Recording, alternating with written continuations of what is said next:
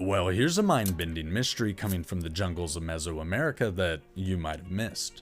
What if I told you that the Olmec, one of the first huge power players in the history of Mexico, was actually familiar with the concept of magnetism over 3,000 years ago, long before the Greeks themselves were performing any experiments with it?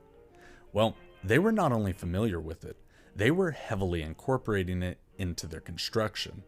So let's dive into this amazing story and find out exactly what those mysterious Olmecs were up to.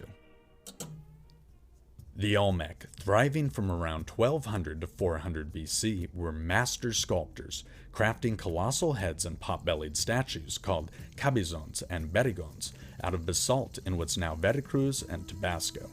Researchers like those cited in a 2019 study from the Journal of Archaeological Science found these statues weren't just art, they had magnetic anomalies baked right in.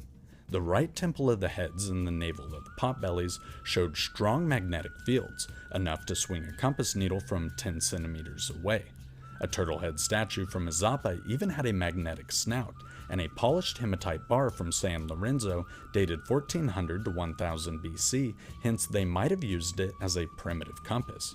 Experts argue this wasn't at all random, and the Olmec knew how to find and use magnetized rocks, possibly with lodestones, long before Thales of Miletus mentioned magnetism in the 6th century BC.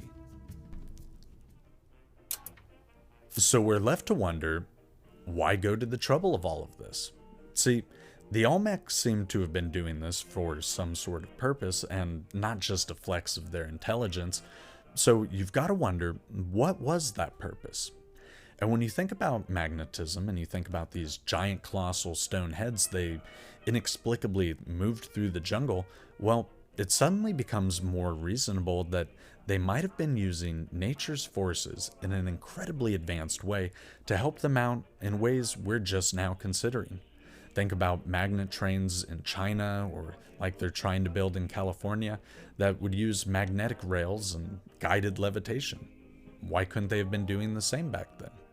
Seems plenty reasonable to me, but you're gonna have to keep an open mind for that, and of course, an indomitable nature to get to the bottom of the truth. But above all, I hope you stay curious, my friends.